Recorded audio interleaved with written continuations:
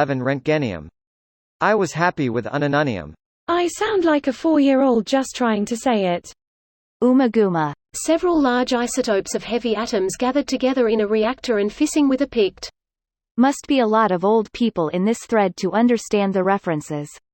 Or as the band, Evergreen. My dad saw Pink Floyd live their first year touring the USA. The first concert he took me to was Floyd. The first concert I took my own kids to was Roger Waters. I run an ambient net station, and have mined their back catalog for chilled out and experimental tracks to pay homage since they influenced me and others. That genre has progressed immensely since then, thanks to them. See Emily play OTOH is as fresh as can be.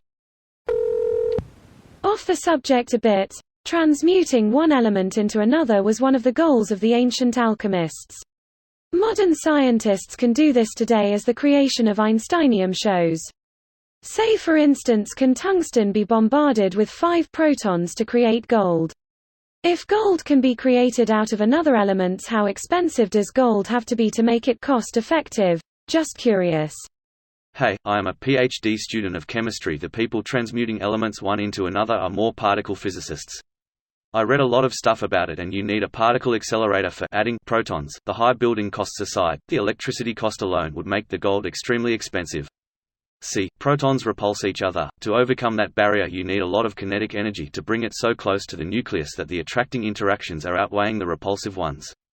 Starting from 184 W5P would end up at 189O. The only stable gold isotope is 197O, so you need 8 neutrons, adding more complexity.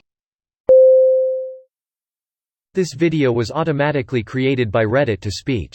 The article and comments in this video were selected from Reddit according to their upvotes, and any paraphrasing was performed by smmry.com, without any human intervention.